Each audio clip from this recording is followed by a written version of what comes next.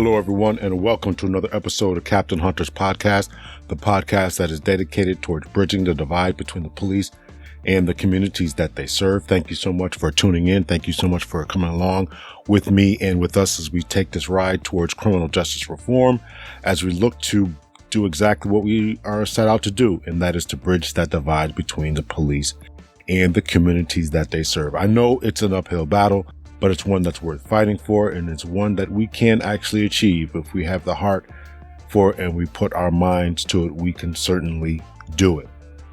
I want to remind you all to rate, subscribe, and share these episodes. Please comment, leave me a feedback, whether it's through the website or whatever platform that you're listening to this podcast on, iTunes, Google Play, iHeartRadio, Spotify, Spreaker, Podbean, wherever you're listening to this podcast at.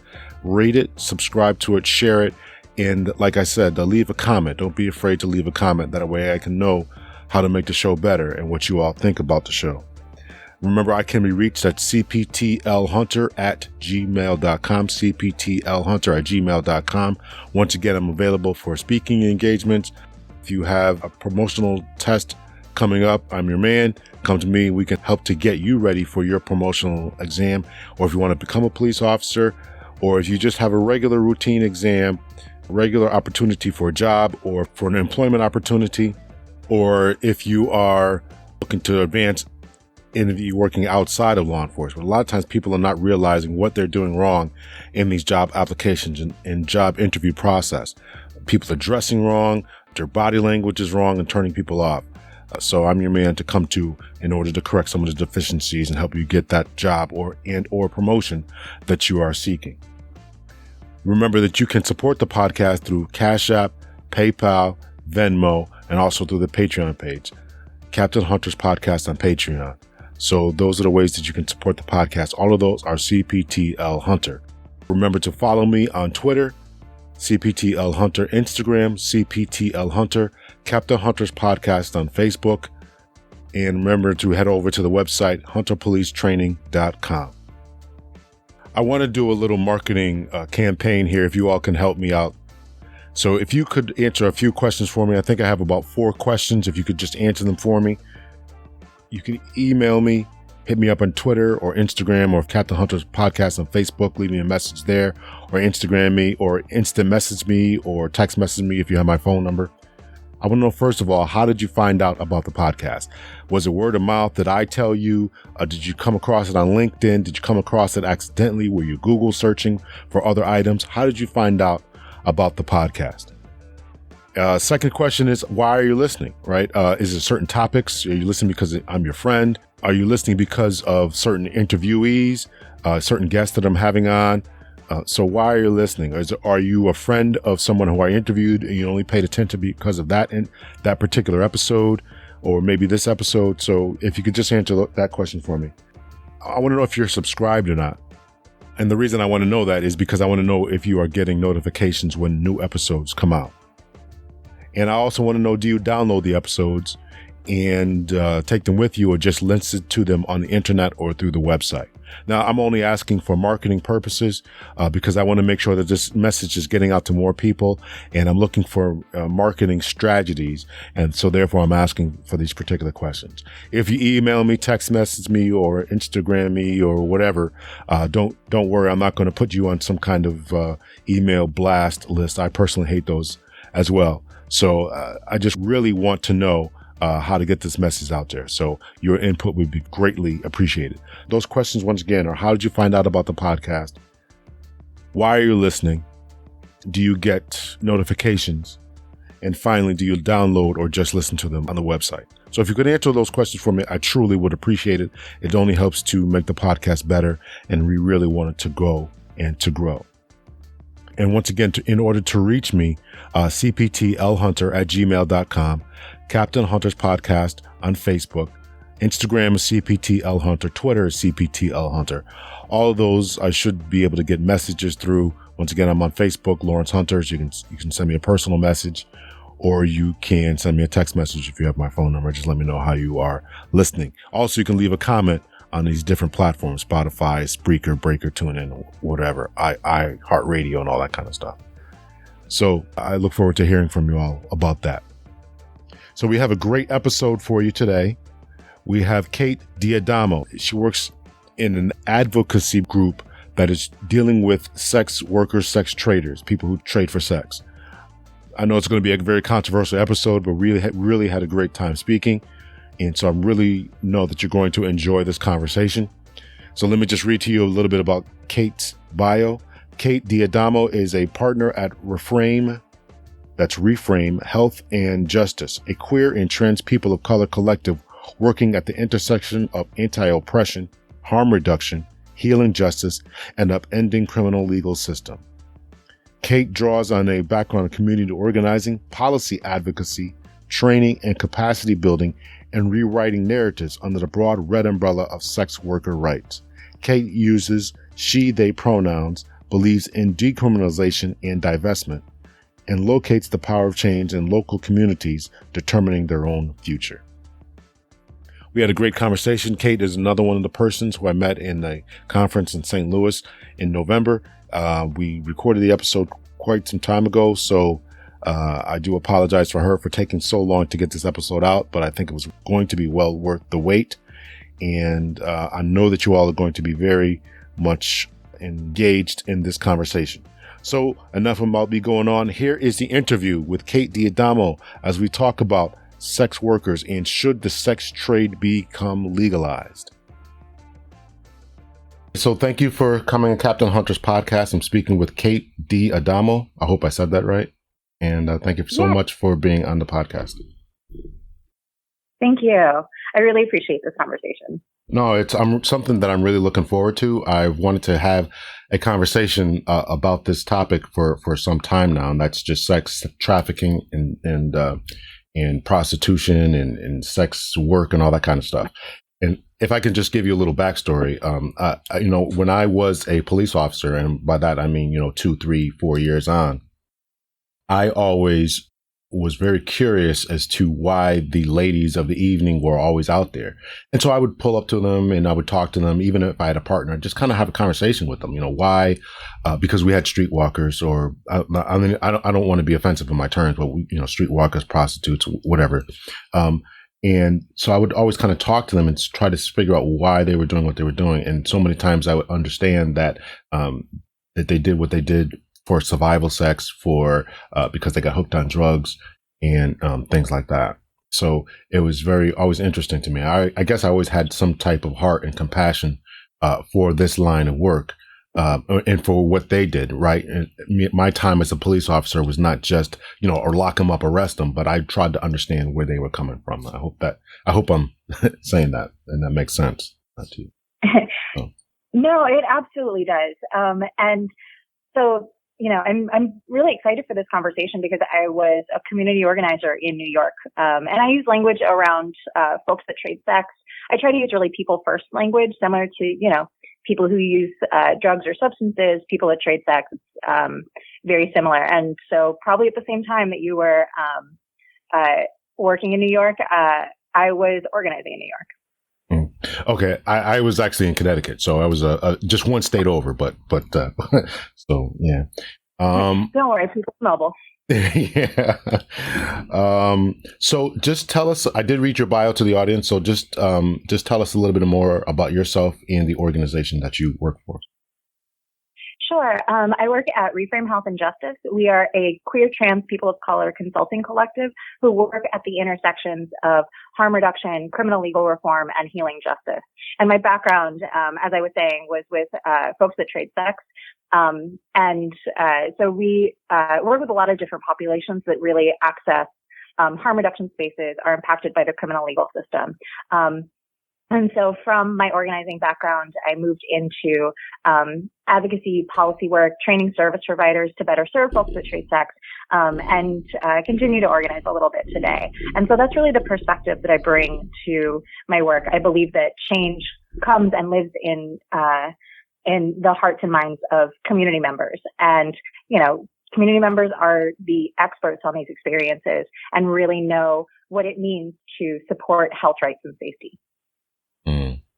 This idea of harm reduction is something that's fairly new to me. You and I met at this drug rehab I keep saying drug rehab, drug reform conference back in St. Louis, a few weeks back. And that idea of a harm reduction was something that was floated around a lot, that I, as a former police officer coming into this, was not used to and did not understand. So can you just explain what you mean by harm reduction? Sure. And, I think the term harm reduction has really taken on a life and a pathway that has removed it a little bit from some of its roots. Harm reduction is really just identifying the places in our lives where we face the risk of harm and trying to mitigate that through maybe changing our behaviors or changing the way that we go about those behaviors. Now we talk about things like supervised consumption sites, but when we're talking about harm reduction, and especially through policy change, the thing that I always point to is seatbelts. There's a risk every time you get into a car. And so we saw that risk.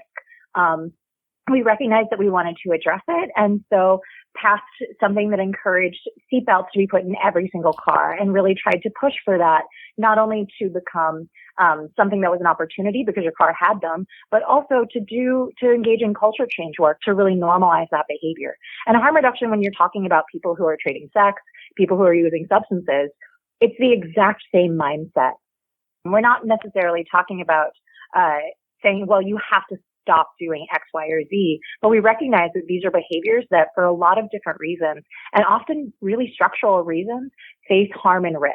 And so we are going into community spaces when we're doing it right and saying, what are the spaces where you identify a risk of harm? And what are the ways that we can adapt our behavior or create spaces for you where that doesn't have to be true? I'm not going to ask you to stop. I'm just going to say that I value your life. I value your safety. I value your well-being. And I want to make things safer for you. Very good. Now, you obviously would face a lot of pushback as you talked about consumption safe spaces. Is that what you said? Consumption safe spaces? Safe consumption sites. Safe consumption sites. Those are, and this, I know it got brought up a lot at the conference we were at. There's spaces that exist all over the world in a lot of different cities where people can go use substances, where there's, if they are injecting, there are clean needles. If they're smoking, there are, things that they could do that with a lower risk to their health. And then where there's someone there. So if there is a risk of overdose, there is someone immediately there ready to take care of you. There's bananas so you don't have to pass out because you're low in potassium. They are spaces that are constructed to say, if you're going to consume substances, okay, we want you to do it safely and we don't want you to die. That's got to be such a hard sell. And I'm going to be honest with you, it's a hard sell with me as well to have that. Now, how are you trying to sell that to the more conservative population who says people are not to, well, I don't want this to be strictly about drugs. We want to talk about sex trafficking or sex workers. How do you convince the more conservative people that being in a safe space as far as the sex work, it is something that they should tolerate in their communities? I think it's really interesting, and I'm really glad that you asked that. It was very funny. My dad's family is from Philadelphia, and the last time I went back, I was talking about safe consumption sites, and there is this conversation about safe consumption happening in Philly very much, both on a community level, but on a policy level. So Philly wanted to open up a safe consumption site, an official one. And the Department of Justice basically said no. And so right now they're kind of in legal battles to try to see what's possible. And it's because the city said, we are dealing with really serious overdose problems. Opening a space where people can do this safely isn't about, there's a fear of encouraging substance use. And that isn't what's happened in spaces where they've done this around the world. The big change is that there has not been a single overdose death in a safe consumption site across the globe since they've opened these. And so when you're talking about a city, we can talk about the needs of substance users. Substance users need affirming housing, need access to, we all need access to better healthcare in a way that actually meets our needs. And so, yes, there's a lot of different things. We can't just talk about safe consumption as the only need. of someone who's using substances, or a safe place to trade sex for people who are trading sex. But what we're talking about is trying to address overdose. And so I was talking to my uncle, who's very conservative, and I was explaining this. And at the end of the conversation, he just said, I would really love for people to eventually stop using and to get jobs. And I was like, well, we agree on that. Sorry, we don't agree on that. I actually don't mind if people are using substances. But, I can see that as a value. And he kind of paused and he said, but no one can get a job if they're dead. And I was like, yeah. And he was like, so what you're saying is that safe consumption sites just prevent death? And I said, yeah. And he said, all right, then I guess they make sense. And so we have to talk about the widespread needs of people who are sex workers, who are substance users. There's a lot of different places where people experience risk and harm. But when we're talking about a lot of things that are happening right now, what we're talking about is avoiding death. It's about avoiding violence. And so, let's talk about community complaints. Are you afraid of garbage? Let's talk about, well, I'm afraid that people are going to be hanging out. People who use and value those spaces don't want to bother other neighbors. They don't want that attention. And they're great neighbors to be around. And at the end of the day, sex workers and drug users are part of our communities. So many people who trade sex are caregivers. They're the ones who are keeping people housed and fed. Sex workers are part of the network and the fabric of our very rich and robust communities. And this is just about treating people like that. Yeah, this is going to be a tough sell. As I said, I think that you said that you don't mind people using drugs. I guess we are going to talk a little bit about drugs. You don't mind. You don't mind. First of all, did I hear you right? And could you explain that a little bit more? You don't want people to be. Explain that. I'm a little lost at that. Yeah, as it doesn't harm me if someone else is using substances, and I don't consider that necessarily something to stigmatize or something to problematize. There are plenty of people out there who are substance users, who are wonderful community members, who are fantastic caregivers. The places where people who use substances really get caught up in a lot of this. And I'll also be really frank that my focus is really focused at trade sex. But it's not too dissimilar. I'm not trying to stop anyone from doing anything that they consider really a part of their life and they want to continue. I just care about their health and safety and their well-being. Fair enough. So let's try to stay on topic here. Let's try to stay on topic. So there's a differentiation between sex trafficking and those who are voluntarily working sex traders, workers. Just can you talk a little bit about that and a little bit about more of your focus as to what it is you're trying to get people to do? You don't want people to stop doing it. You just want them to be careful and safe as they're doing it. Am I understanding that right? Yeah. And I will say, we sometimes draw this line that says there are sex workers over here and there are survivors of trafficking over there. And not only is that really not reflective of most people's lives, it's also not something we do in any other industry. Trafficking is a form of exploitation that happens through forced fraud or coercion, and it happens in an assortment of different industries. When I work in trafficking spaces, the people that I can talk to most and who I connect with most are often organizers of farm labor and agricultural workers who are experiencing exploitation. And very similarly, you're talking about an industry that doesn't necessarily have wage and hour protections. And so how do you think about fair wages or exploitative wages when you don't have a baseline? Or working with folks that are organizing domestic workers where they don't necessarily work in a factory model where you can organize and collectively bargain. And so what do labor-based protections look like outside of that collective bargaining space? And also, these are industries where because we lack labor protections, because informal labor is great for people who need that kind of informal workplace, all of these things make people more vulnerable to be exploited. And so when we talk about trafficking, I think it's really important to make sure that we're contextualizing this as exploitation in labor and not necessarily as something unique to the sex industry. And in addition, when we talk about domestic work, we don't say, well, there's domestic workers and then there's trafficking victims. We recognize that just because people are exploited, they may still see this work.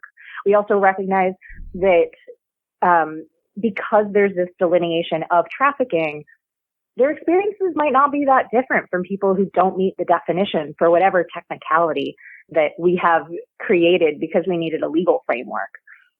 And we also lastly recognize that when we're trying to prevent trafficking from happening, it's addressing the vulnerabilities in people's lives that are being exploited, and it's about raising the standards that we have for these individual industries and making sure that that happens through community empowerment and through individual empowerment and addressing the needs that are being exploited by someone else. And so trafficking in the sex trade absolutely does happen. And and people have experiences that, we talk about a constellation of experience. Sometimes people are involved by choice. Sometimes people are involved by circumstance. Most people are involved by circumstance. And some people, while they're trading sex, experience exploitation. All three of those things are true. People can move between all three of those categories and very often do. And just because you've experienced one thing doesn't negate that you can experience the other and move around very frequently between those three experiences. Do you work with other groups who are being exploited? I assume that you just work with sex traffickers. Do you work with those, like you said, the farm workers, domestic help? Do you work with any of those other, or are there groups that would address those specific issues? Oh, there's absolutely groups that do anti-trafficking work in other forms of labor. And I love working with service providers, community organizations that work in anti-exploitation spaces and, work in economic justice spaces and maybe not recognize that what they do is prevention of trafficking or identification of trafficking, even if they don't necessarily say, well, I'm a service provider that does anti-trafficking work. Making sure that people have access to resources, have access to community and spaces where they can talk, where they can connect to other people. And if something goes wrong, making sure that they have the ability to leave that situation. All of those are really important facets of doing anti-trafficking work, regardless of whether or not you call it that. My organizing is very much, it's community organizing, it's labor organizing. It just happens to be with an area where we have to fight to recognize that sex work is work. Very good. How big of a problem is this? Can you give the audience a little bit of a problem? And I'll tell you a story. Right when I was promoted to the rank of sergeants, which is about, 20 years ago, or maybe 19, 20 years ago, or something like that. We went into a house. There was some kind of argument on the street, some kind of loud chaos on the street. We end up spilling into this house, and we see a lot of, I believe they were Asian, maybe Cambodian, I don't know what they were, Vietnamese, something, females. None of them spoke English, and they were all, they sit around having the drugs in front of them. I think they had crack in front of them. So it became evident to us at that time that these were all, we didn't call them sex workers, but we understood that there was something going on here. And we couldn't identify it at the time, but we knew enough to call the FBI and to see what was going on here. So that was my first introduction into this world. And since then, we've had trainings on it. I mean, I'm sure that most police departments are getting trainings on sex workers or sex trafficking or just trafficking in general. So how big of a problem is this? I will say that when we're talking about numbers, when we're talking about, populations facing harm in a variety of different ways. A, we don't have great numbers. And B, I'm not totally sure that those numbers matter as much as we think they do. So for folks that are trading sex, it's also really important. So sex work is really, for a lot of different communities and for a lot of people, sex work is the safety net that we should be providing otherwise. So what that means is for people who have non-traditional schedules, for people who are caregivers and want to raise their kids, for people who have criminal records, for people who are trans and gender nonconforming, for people who face discrimination from formal employment in a lot of different ways for a lot of different reasons. We don't have a lot of resource options for them. We don't have a lot of jobs that are available for people, especially when you check off multiple boxes. And so for folks that are barred from accessing traditional resources, the sex industry can be really, really important. We don't necessarily have numbers as far as, how many adults have ever engaged in commercial sex in their life. I think the last time I saw a number that was even attempting to do that, they said like 1% of adult women in the US. And I have no idea even if that's close. But what I do know is that for populations that experience what is often socially sanctioned discrimination and stigma, the sex industry shows up very often when no one else does. You said before people were doing it for survival because they were substance users, and it's really hard to get a job when you're a substance user. It's really hard to stay in a shelter when you're a substance user. And so what options do we have for people? It's cruel. And there's one national survey called the U.S. Transgender Survey, USTS. 20% of trans-identified respondents said that they had traded sex for resources. And when you broke that down by race, it got even higher. 33% of Latinx trans folks said that they had traded sex for resources. 42% of Black trans women had reported engaging in commercial sex.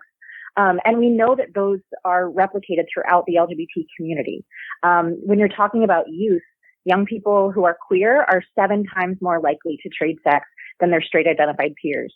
Trans youth are 8 times more likely to trade sex for shelter than cis identified peers. And so what that tells us is that there's a lot of people who are participating in the commercial sex trade because they don't have a lot of other options. And the way that folks identify harm is pretty widespread in terms of the number of different experiences. There's health risks involved. And so people identify that as one thing. When we distribute condoms, we're doing harm reduction work. Interpersonal violence is something that people identify, that sex workers absolutely identify as a risk of harm. And so we do things like teaching people how to screen potential clients for safety. How do you make sure that you're in a space that you know? And then, of course, just like other forms of informal labor that is supportive of criminalized people, of undocumented folks, exploitation is something that absolutely happens. And some of that exploitation reaches the level of trafficking, which is exploitation plus, like I said, force, fraud, or coercion. Sometimes there's a lot of exploitative behavior that doesn't necessarily count. When you're talking about strippers or dancers, paying exorbitant house fees just to show up to work is pretty exploitative, but it doesn't meet the level of trafficking. And so I very much think that, yes, talking about trafficking is important. I do anti-trafficking work. We have to talk about it. Talking about it outside the context of exploitation and outside of all the different ways that sex workers are identifying harm and identifying harm at significantly higher rates, I think is a little unfair. And it centers an anti-trafficking response and not sex workers' needs. And the other reason that I say that we kind of get caught up on the numbers sometimes is because when we look at prevalence, the question we should be asking is, for people who are experiencing exploitation, what is the right way to reach those folks? What is the right way to get them out of that situation? And what are the services, resources, and support that they need to not end up in an exploitative situation? Because re-trafficking is a thing. People get out of their trafficking situations and they are faced with the same exact barriers that ended them in that situation before. And so I feel like the question that we too often ask is, of people who are trading sex, how many are trafficked? The question that we need to be asking is, for people who are experiencing harm in the sex trade, what do they need and what can I offer? And does your organization offer them those services does your organization offer them those services? So the organization that I work for, and I work alongside other organizations, we're not a service provider. All of us have backgrounds of community organizing with either sex workers or substance users or both. But we ourselves are not a service provider. We just work, we do policy work, we do community organizing work, and we work alongside community organizations and direct service providers. And very often end up making a lot of referrals and doing a lot of individual case advocacy. And so I will say that there are so few resources that go towards survivors of trafficking that it should embarrass us as a country. For a country that really tries to pat ourselves on the back for an anti-trafficking response, most of the money doesn't actually go to survivors of trafficking. It goes to an infrastructure of anti-trafficking. And while I think, it's really important to be able to fund case managers, I think a great case manager, it can make a massive difference in people's lives. I don't know a single good case manager who isn't constantly frustrated and heartbroken over the lack of resources that are available to someone that comes to them in a trafficking situation. So low barrier. I'm sorry, go ahead. Yeah. So that's for people who are identified, meet the definition of trafficking. Low barrier services that are available to folks that trade sex that actually meet the needs in their life are even smaller. And they're even harder to get access to. We just don't have enough housing for people that's available to them. We don't have enough living wage jobs. We don't have enough living wage jobs that are able to work with people who are neurodivergent, who are parents, who are students. Meaningful anti-trafficking work is meaningful anti-poverty work, and it's meaningful community empowerment work. And those resources are few and far between. And the other challenge is that, so the way that sex work is criminalized, and this is true in every single state, and that Nevada is a slight exception, but independent sex work is still criminalized in Nevada, and Nevada is actually the highest arrest state per capita in the whole country. And so one of the challenges, and especially when you're talking about harm reduction, is that, so the way that sex work is criminalized in every state is that selling sex is criminalized. Buying sex is criminalized. In a lot of places, you have loitering laws. So in New York, loitering for the purposes of prostitution is really a profiling-based law. And things that are cited as evidence end up being someone, the way they're dressed, the neighborhood that they're in. Up until a couple of years ago, carrying condoms was enough to be arrested for loitering for the purposes of prostitution. Wow. And so, yeah, a few years ago, we were able to pass a very narrow ban on that practice. But right now, almost every state, that's still legal. But this is because of the more conservative people who don't want it, right? Who are looking out their windows, whether they're driving by or outside their neighborhoods, and don't want these sex workers walking around their neighborhood. So if we provided them with safe spaces, as you mentioned, maybe a home for them to go to, would they be more tolerant of that? I mean, they're doing a lot of sting operations right now. And they're doing sting operations for people who are based online, who aren't in public spaces. And so the impetus of that is never going to be a community phone call. Some people are like, oh, I went on such and such website and I saw a sex worker. Okay, don't go on the website. Yeah. I agree with that. Yeah, don't call the number. Yeah. And so when part of that is, there are definitely places where community complaints, are really kind of forcing the hand, or there's a mayor who comes in who wants to show that they're tough on crime and puts a lot of pressure on your police chief to prove that, and so wants to parade around 15 arrests to show that they are good on crime. And so there are some of those community complaints that I know law enforcement and knowing your audience, I recognize, like, y'all don't have a choice sometimes to respond. And that's not even close to most of these arrests. A lot of them are sting operations that are done on people who are not in public spaces. And so that is a really, that is something that I think there should be more conversation about. One of the other challenges, especially when you're talking about harm reduction, is that so buying, selling, loitering, all of those are criminalized. In addition, and this is something that's now true on the federal level and every single state, there's laws called promotion of prostitution, facilitation of prostitution, third-party laws.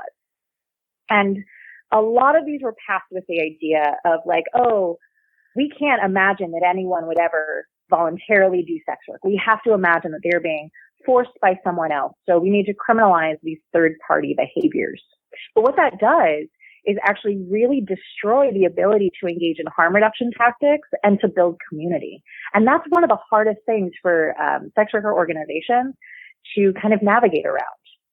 And so when people say, well, we wouldn't, shut down a sex worker organization under third-party laws, well, most of the behaviors that are keeping people safe from violence and from trafficking fall under those laws.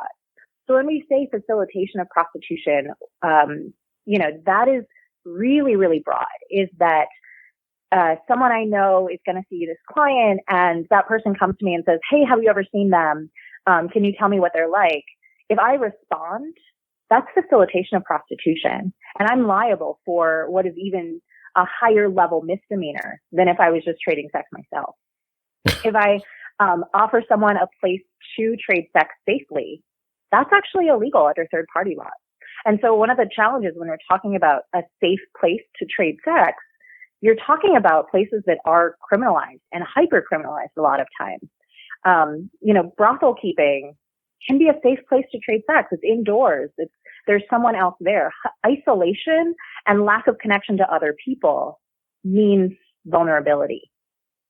And the response that I always get is like, oh, brothels are exploitative. No, labor can be exploitative, but it doesn't actually have to be. And so when we look at the history of brothels, when brothels first came up in this country, they were almost exclusively women owned. And they were owned by people who were former sex workers who got older. Because what happens when you get a job? You get promoted into management, and all of a sudden you oversee people. Sex industry isn't anything. I guess that's a good way of looking at it. You know how hard it is to manage people who are young and Yeah. And so when we look at the way that we criminalize third parties, what we're very often criminalizing is the harm reduction techniques that would keep people safe. You talked about our nation should be embarrassed by the way that we don't have resources to help facilitate people to stay out of the situations that they are in. Do you do a comparative to other nations, other particularly first world countries, and how they deal with their sex worker problems, if they have any, or if they consider them problems? So there's actually there's a lot of different ways that countries have approached the legal regimes of sex work.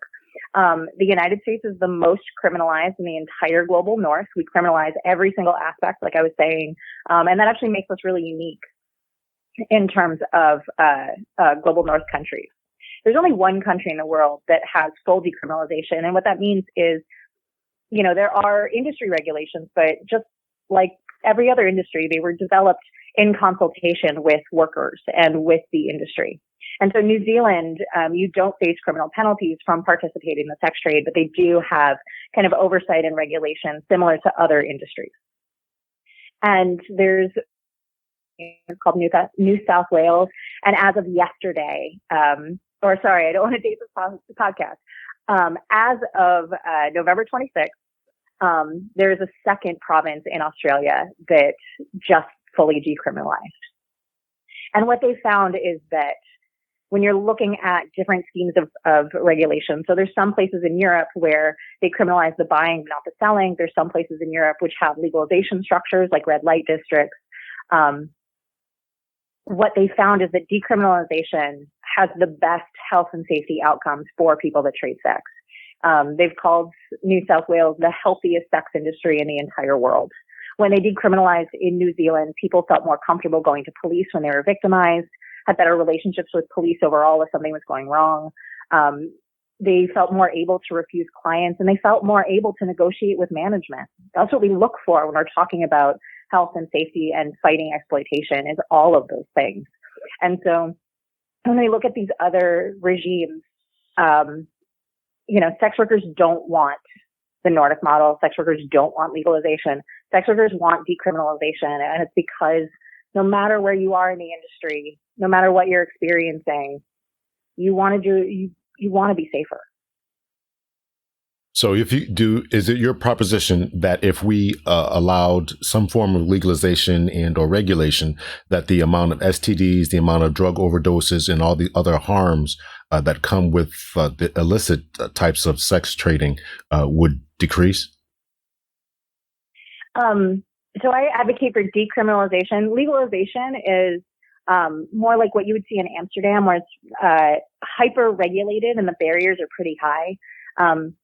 And it's often confined to very certain spaces and really does, in a lot of those ways, privilege management over workers. I would say that under decriminalization, we know that violence goes down. We know that HIV and STI transmission goes down. There's a study that came out a couple of years ago.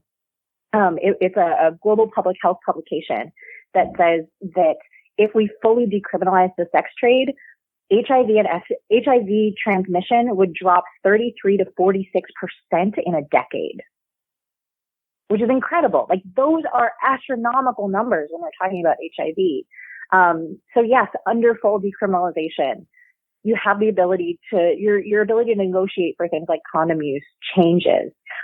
Your ability to access safer spaces changes. Your ability to negotiate overall changes. And so what we know is that rates of violence, rates of exploitation, and rates of STI transmission are all likely to drop. Wow. So give us an example of someone who's come to you or to your services. You've done what you had to do as far as the harm reduction, and now they want to leave this lifestyle, and what the obstacles they face, because we talked about before, the obstacles that they face when they that they don't have services, right? So therefore, you use the term, I think you said basically they re-enter the sex trade again. So what obstacles are they facing? Not enough housing, not enough jobs. So what does their life go through? Give us a sample of what their life may be.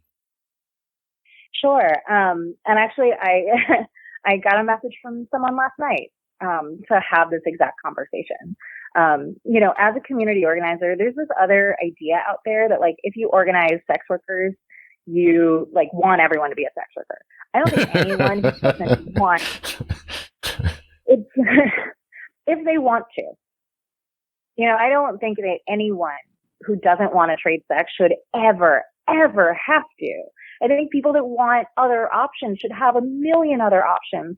I think people that are trading sex for a place to sleep tonight, if they just want a place to sleep tonight, they should have choices for where they can go based on their situation. And so I have worked with a lot of people who are like, I'm done. I don't want to do this anymore. Something in my life is going to change. Let's talk about what that means. And it's really, really hard for a lot of people. Like you already said, finding living wage jobs that are responsive to your circumstances is tough. How many single moms do we know who are struggling to raise their kid, to do it with enough money that it takes to raise their kid in the way that they want, to find childcare that's responsive, who feel like they can take off a day of work when their kid is sick and not have to worry that they're going to get fired. Like, that is hard anyway. That should be horrifying to us, that we say to caregivers, like, good luck. That's terrible. That's unacceptable. And so first and foremost, it's sitting down with folks and saying, all right, what do you want to do? And what do we have to get to overcome the barriers that you face? Whether or not that's, for someone that's neurodivergent, is it about finding a job that has a lot of flexibility to it and saying, how do you have this conversation with your potential employer in a way that you feel safe, where if something happens and you have to take off some time, how can we work around that? How can we figure out what to do? If it's something like a criminal record, that bars people from accessing certain types of employment that they really want to engage in. And that's really hard. Sometimes there's no way around that. Sometimes it's about expunging a record or finding out if we can expunge a record, to make sure that doesn't come up when they do start seeking that job. And then the like very, very basic and very tough part is sometimes you're talking to someone who is putting together their resume, and what do you do with a 5-year gap? And so what can we piece together to really sit down and say, how have you worked in community spaces? How have you been an activist? And what can we point out as the skill sets from there? How do we highlight the things that you have done? Sex workers are not just incredibly resilient people. Sex workers are ingenious. You're talking about very often people who know how to market themselves, know how to go out and find clients, know how to manage their money, know how to. I guess I never really looked at it that way. Yeah, absolutely. When you sit down with folks that say, hey, I had really hard circumstances and I made my life work.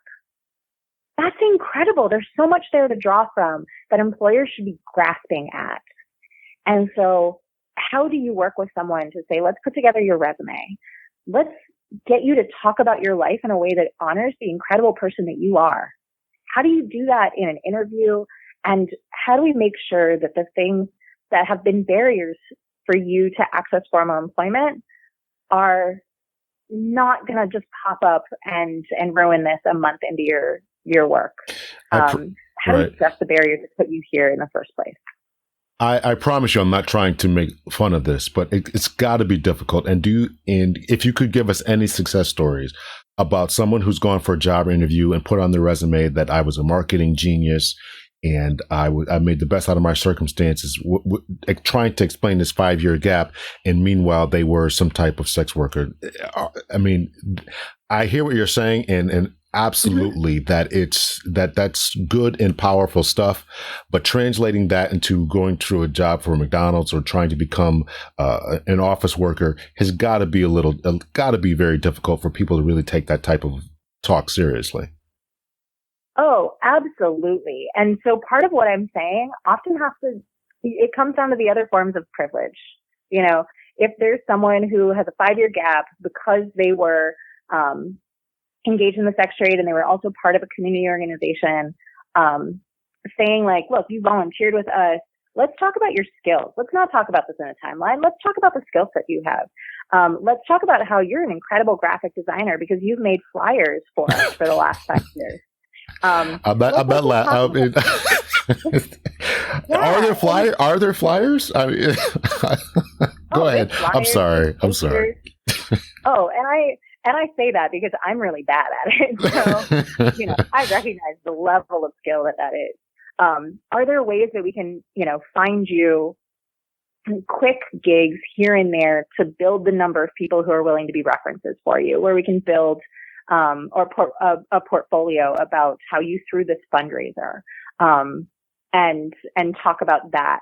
Sometimes it's about writing a resume in a way that is a little non-traditional, but, for a lot of people, and especially when you're talking about people who face really serious structural barriers because of criminalization, because of homelessness and housing instability, folks who are current substance users and it's just not physically an option to end anymore. Like all of those things make it that much more difficult. And so part of what I'm talking about is a group of people who have found enough stability to where this works.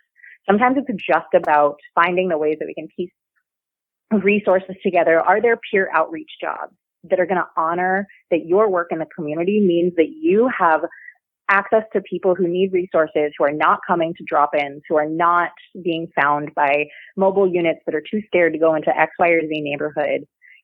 Maybe that is the right job that honors your skill set. And so it's, when I talk about resumes and graphic design, that is a particular area of privilege. And I will fully acknowledge that. And it's easier to talk about those stories because those are the stories that we talk about when it comes to success. But I think also we need to redefine what we mean by success.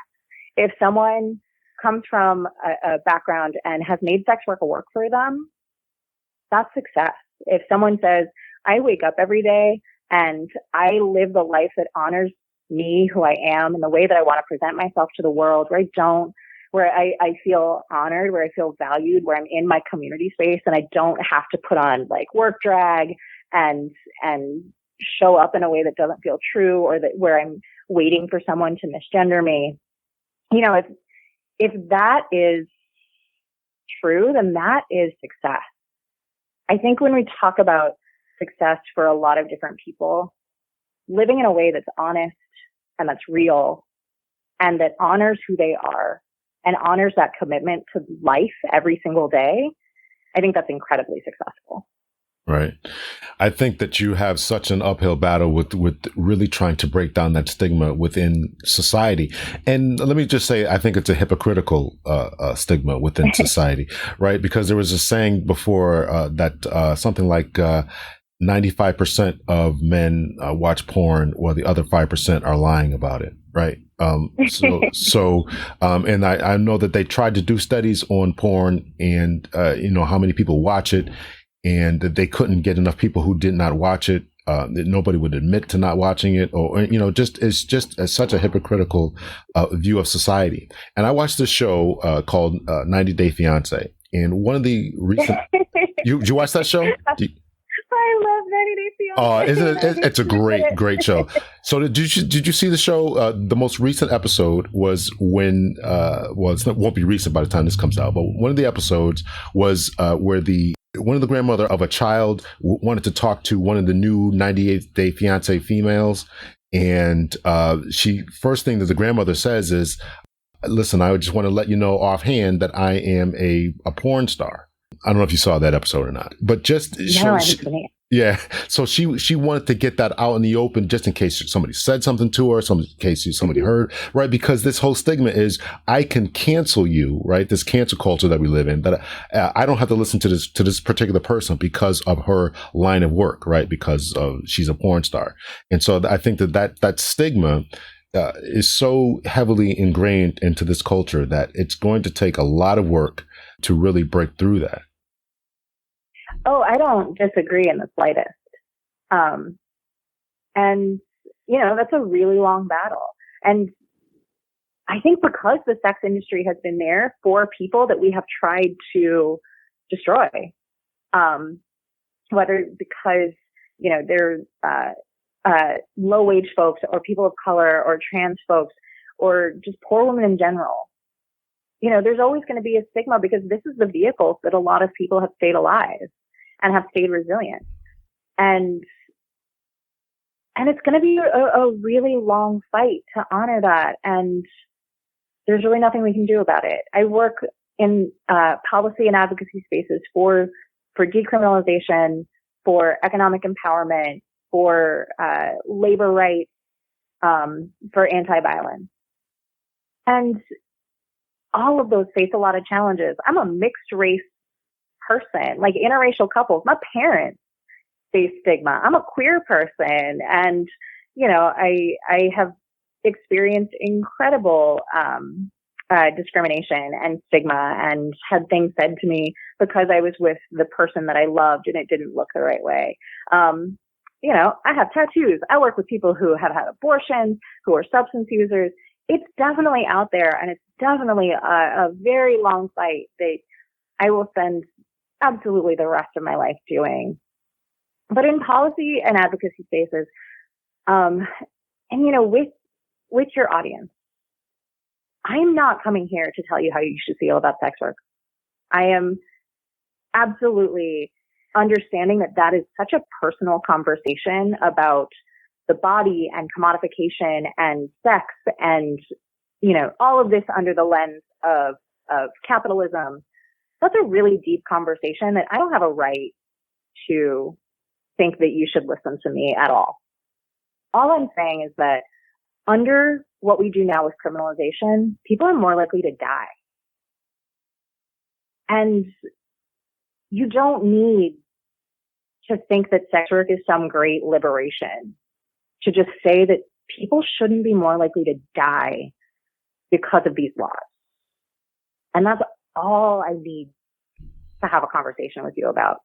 Right. And then if we get to a conversation on stigma and how you feel, then I'm going to call on your therapist, or at least charge therapist rates, and we can have that conversation. But right now, all we're talking about is ending violence. Now, you mentioned that you focus on persons of color. Why persons of color do you focus on them? I think that, social, we're about to get into some very macro stuff. I think that in the I'm U.S., game if you are. in the United States, we cannot talk about the development of our government, the existence of this country, and not talk about colonization and white supremacy. And so I very much see decriminalization as a conversation about social justice. Social justice is about factors that disproportionately impact people of color in a variety of different ways. Racism shows up differently for different communities. And centering people of color in that conversation is about centering people who are most impacted by structural inequity, by institutional violence, by state violence. And so making sure that we are centered on, if we're gonna upend white supremacy and heteropatriarchy, then we need to center femmes of color, because this is an entire country built on the backs of women of color and has survived on the backs of women of color. And so women of color are the ones where true change lives. I could not agree more. I have been getting a little bit of pushback because people have said that I've been starting to focus too much on race. And of course, because I talk about police work all the time, or the vast majority of the time, I mean, you can't talk about police work and the history of the police society in this country without mentioning race. And in fact, I don't think that there's any, and I mean this, any, capital ANY, any subject we can talk about in this country that does not include some form of race, right? Every single social aspect, social conversation that we would have somewhere along the line is going to come down to race. That's just my opinion. Oh, absolutely. Yeah. All of these conversations have a racial dimension to it. If we ignore that, it is a privilege for people to feel like they can ignore the racial dimensions of these conversations. Right. Right. And now your work with trans people, is that a lot? Is it heavy? Is it? Yeah, all the spaces that I work in are pretty queer led, and a number of them are led by trans folks. The decriminalization movement in DC is specifically led by Black trans women of color. And, trans folks are definitely disproportionately impacted by a lot of these policies and by state violence, and are impacted in really unique ways that I think are incredibly important to highlight. For a lot of years, even the things that we saw as progressive still operated in a way that didn't really understand trans identity.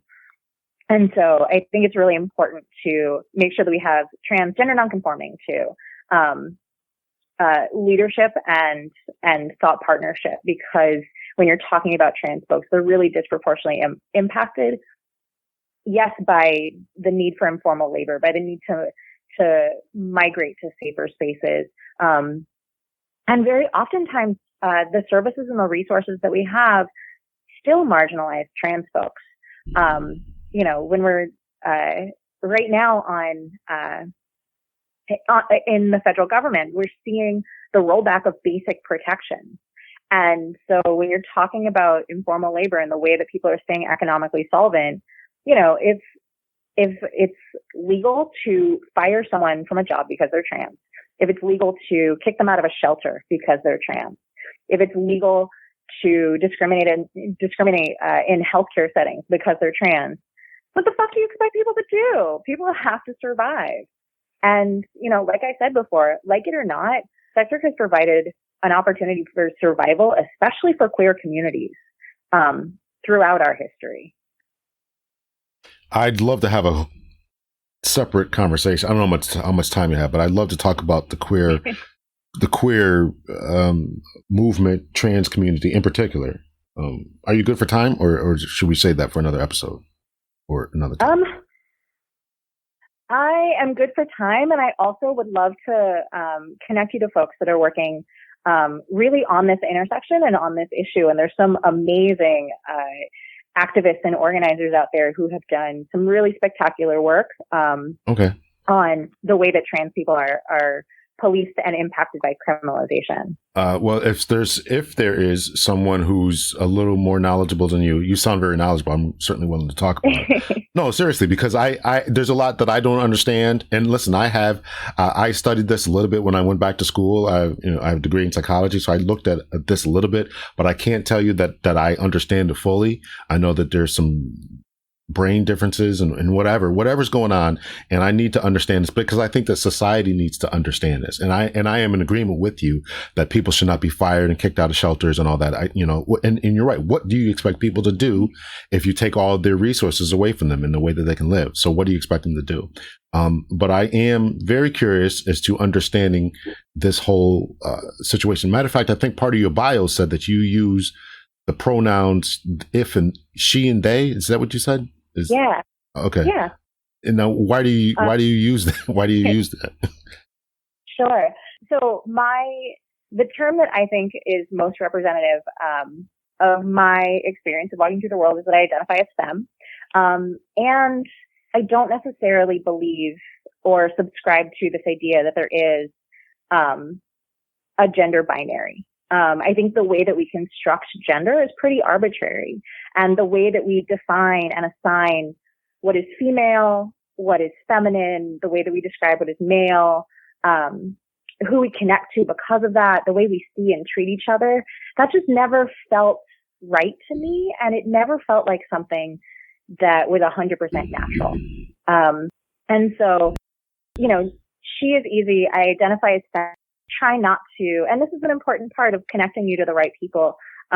There are people who really experience gender discrimination in a way that I don't, because I'm always read as feminine. I'm outwardly presenting in a way that people look and they say, oh, she's very feminine and very girly.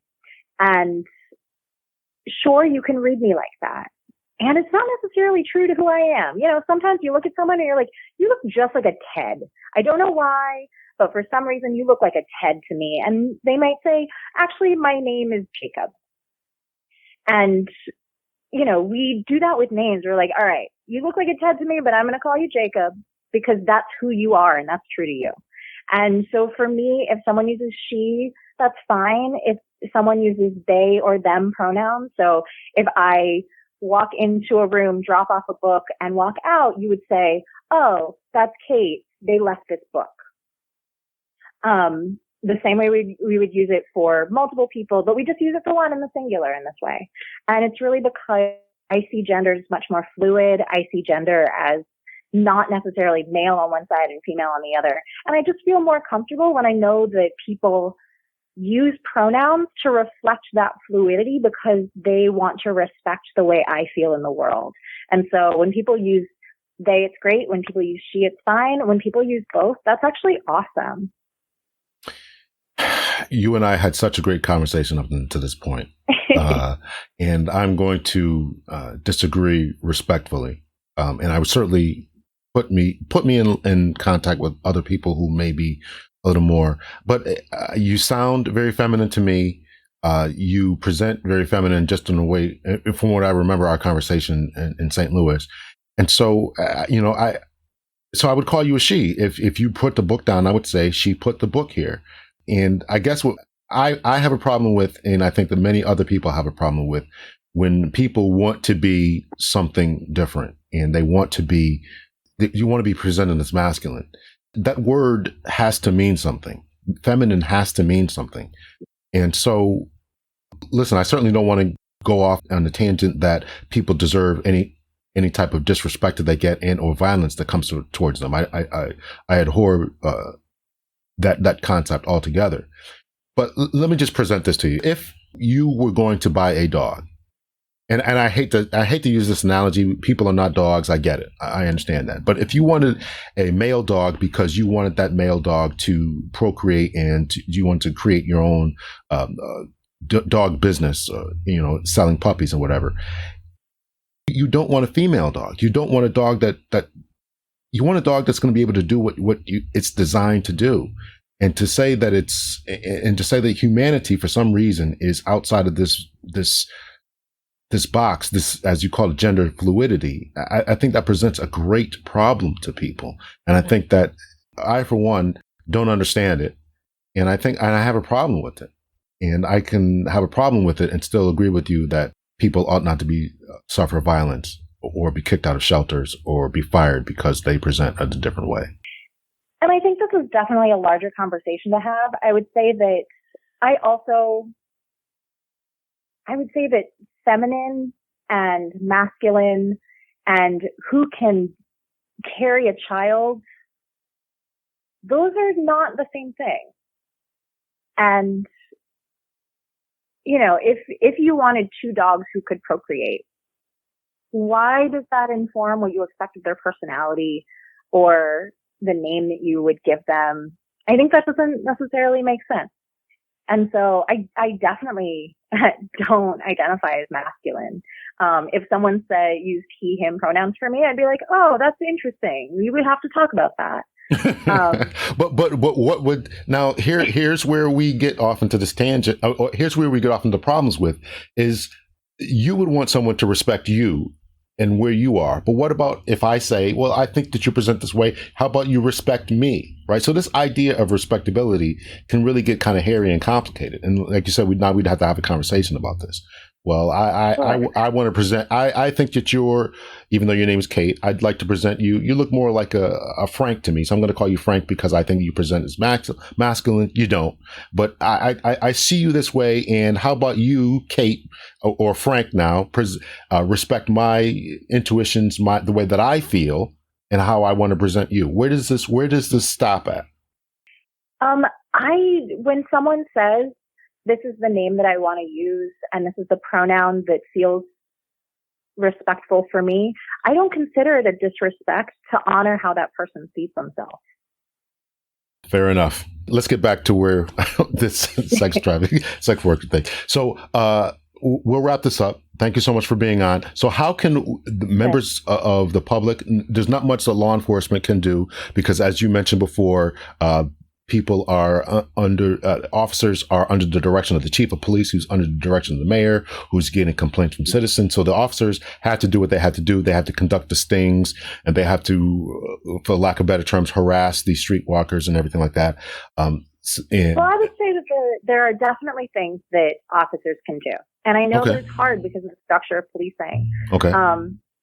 But I think that voicing and saying, I don't think this works, sitting down with a law enforcement officer who arrests the same substance user over and over again, the same chronically homeless person over and over again, throws them in jail and says, well, we keep getting community complaints that this person is sleeping on a park bench and people don't want that individual sleeping on a park bench. And so I arrest them, I throw them in jail, they get a citation that they can't afford, I arrest them again 2 weeks later. A lot of officers are starting to really feel empowered to say, I shouldn't be dealing with this and I don't have the resources to help this person. And this is setting up a worse situation. This person is not any better because I throw them in jail and give them a ticket. And so I think that officers can start saying, I go and I have to do these sting operations. People hate me. Sex workers resent me. Sex workers are afraid of me and avoid me. And what happens if one of them is assaulted? I would much rather have sex workers that feel safe, that they can come to me and tell me what's happened, that if they feel threatened, that they're willing to call me. If they are being trafficked, they're willing to call me. And because I go out and arrest them and do these sting operations, they don't trust me. I think officers I would love to say, I think they have a duty to say that. But I'm sure a lot don't feel like they do. But what they do have is the opportunity and the voice to say it. And ultimately, there's a lot of officers that know that this is true. And so, yes, I understand that there are pressures, there are outside pressures. And I think that if officers start actually saying, look, this isn't working. I don't have the resources. I'm not the right person. And I think this might be creating more harm than good. I think that would make a huge difference. I would agree. And can you speak to the public? What can they do if they have a member who's a sex worker or on drugs or, give out a website? What would you say to someone? There's a lot of different organizations. There might be some in your community. There's a national organization called the Sex Workers Outreach Project, SWOP, SWOP, that has something like 26 different chapters. I used to be one of the organizers for the SWOP New York City chapter, and now we have in New York City a couple different chapters, which is so exciting.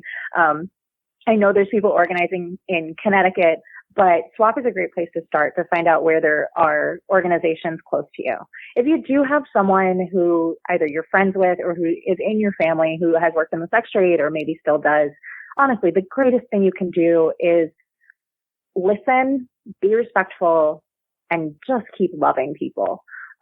Because when we talk about the harms, I do harm reduction trainings for sex workers all the time, and we talk about a lot of different harms that people identify and ways that people can mitigate that harm.